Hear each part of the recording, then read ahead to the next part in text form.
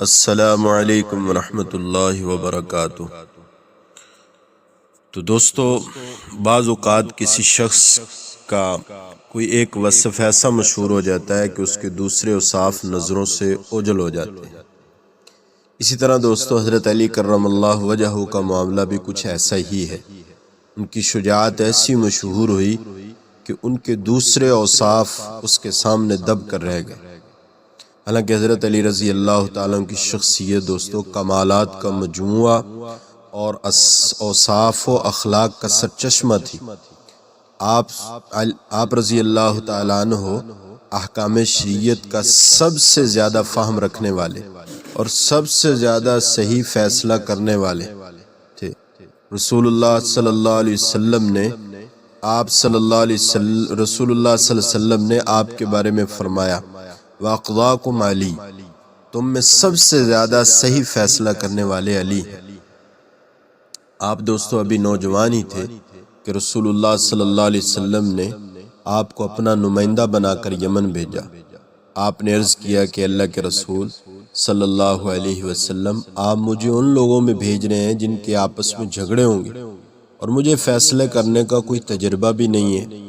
حضور صلی اللہ علیہ وسلم نے فرمایا، اللہ تمہاری زبان سے صحیح بات نکلوائے گا اور تمہارے دل کو اس پر مطمئن کر دے گا کہ تم صحیح فیصلہ کر رہے ہو۔ حضرت علی رضی اللہ تعالیٰ فرماتے ہیں کہ حضور صلی اللہ علیہ وسلم کی دعا کا یہ اثر ہوا کہ اس کے بعد مجھے دو آدمیوں کے درمیان فیصلہ کرنے میں کبھی شک نہیں ہوا کہ فیصلہ صحیح ہوا ہے یا نہیں۔ اسی طرح حضرت عمر رضی اللہ تعالیٰ عنہ کے سامنے جب بھی کوئی پیچیدہ دوستوں مسئلہ آتا تو وہ اسے حضرت علی رضی اللہ تعالیٰ عنہ کے سامنے پیش فرمایا کرتے تھے، اور ان کا ایک مشہور مقولہ بھی ہے کہ لولا علی لہلک عمر، اگر علی نہ ہوتے تو عمر تباہ و برباد ہو جاتا۔ مقصد یہ کہ اگر علی نہ ہوتے تو شاید مجھ سے کوئی ایسا فیصلہ ہو جاتا جو میری تباہی کا سبب بن جاتا۔ حضرت علی رضی اللہ تعالیٰ کے علم کا یہ حال تھا۔ ایک بار انہوں نے لوگوں سے خطاب کرتے ہوئے خود فرمایا کہ کتاب اللہ کے بارے میں جو چاہو پوچھ لو، اللہ کی قسم قرآن میں کوئی بھی ایسی آیت نہیں جس کے بارے میں مجھے یہ معلوم نہ ہو کہ یہ رات کو نازل ہوئی یا دن کو، ہموار راستے میں چلتے ہوئے نازل ہوئی ہے یا اس وقت جب آپ کسی پہاڑی پر تھے۔ حضرت علی رضی اللہ تعالیٰ عنہ کی علم و حکمت کو دیکھنا ہو تو ان کے اشعار، ان کے اقوال اور ان کے خطبوں کا دوستو مطالعہ کیجیے۔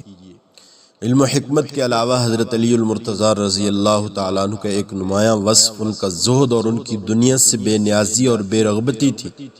مجبوری کی حالت میں سبھی زاہد دوستو بن جاتے ہیں، لیکن حضرت علی رضی اللہ تعالیٰ کا کمال یہ تھا کہ انہوں نے اس وقت دنیا سے بے نیازی اختیار فرمائی جب حکومت کے پورے اختیارات ان کے ہاتھ میں تھے اور ان سے کوئی پوچھنے والا اور محاسبہ کرنے والا نہ تھا۔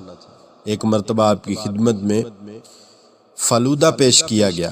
آپ نے اس فلودہ کو مخاطب کر کے فرمایا، تیری خوشبو اچھی ہے، رنگ حسین ہے، مزہ بھی لذیذ ہے، مگر میں نہیں چاہتا کہ نفس کو ایسی چیز کا عادی بناؤں جس کا وہ اب تک عادی نہیں ہے۔ زید بن وہب رحمۃ اللہ علیہ سے روایت ہے کہ ایک بار حضرت علی رضی اللہ تعالیٰ عنہ اپنے گھر سے اس حال میں نکلے کہ وہ ایک تہبند باندھے ہوئے تھے اور ایک چادر سے جسم کو ڈھکے ہوئے تھے۔ ان کے پاس کمر بند بھی نہیں تھا جس سے وہ تہبند کو باندھ سکتے۔ کمر بند کی بجائے انہوں نے تہبند کو کپڑے کے چیتھڑے سے باندھ رکھا تھا۔ ان سے کہا گیا کہ آپ اس لباس میں کس طرح رہتے ہیں؟ تو انہوں نے فرمایا، میں یہ لباس اس لیے پسند کرتا ہوں کہ یہ نمائش سے بہت دور ہے، اس میں نماز پڑھنے میں آرام ہے اور مومن کی سنت ہے۔ حضرت عمر بن عبدالعزیز رحمہ اللہ کی مجلس میں ایک بار زاہدوں کا ذکر ہو رہا تھا، تو حضرت عمر بن عبدالعزیز نے فرمایا، ازہد الناس فی الدنیا علی بن ابی طالب، دنیا میں سب سے بڑے زاہد علی بن ابی طالب رضی اللہ تعالیٰ عنہ تھے۔ حضرت علی رضی اللہ تعالیٰ عنہ جب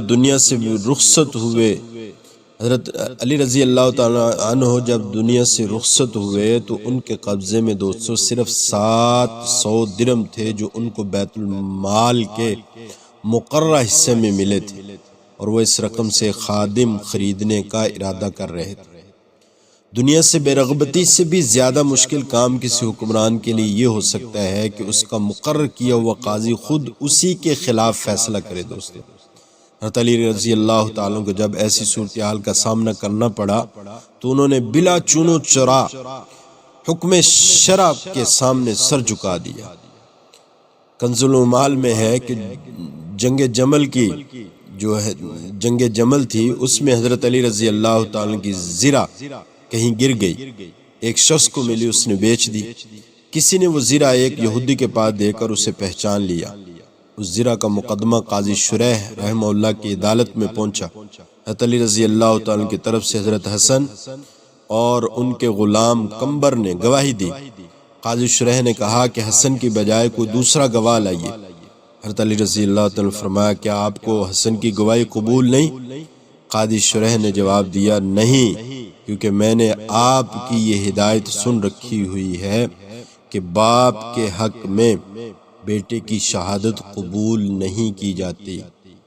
پھر قاضی شریح نے یہودی کے حق میں فیصلہ سناتے ہوئے اس سے کہا کہ یہ زرہ تم لے لو۔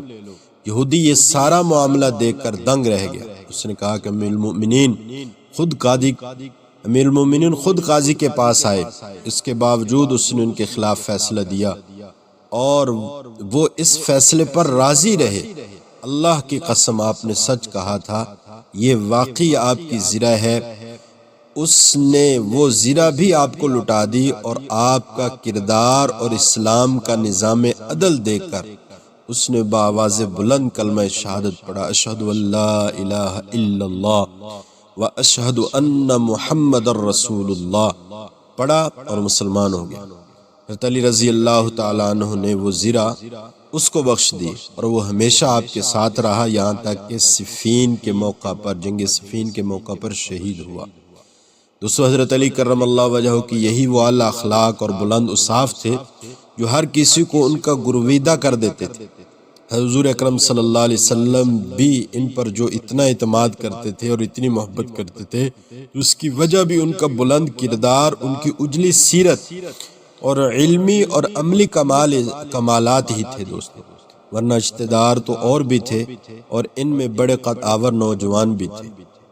تو اس طرح دوستو حضرت علی رضی اللہ تعالیٰ عنہ کا یہ اوصاف ہیں کہ بعض دفعہ کوئی ایک وصف کسی انسان کا اوپر آ جاتا ہے، اس کی وجہ سے باقی جتنے بھی اوصاف ہیں وہ اس کے نیچے دب جاتے ہیں۔ دوستو اس طرح حضرت علی رضی اللہ تعالیٰ عنہ کی یعنی اتنی پیاری اور خوبصورت اور یعنی اس طرح کی اجلی سیرت جسے کہتے ہیں نا جی، وہ تھی۔ تو اللہ تعالیٰ ایسی سیرت، ایسی زندگی، ایسے اوصاف ہمیں اپنے اندر بھی پیدا کرنے کی توفیق عطا فرمائے۔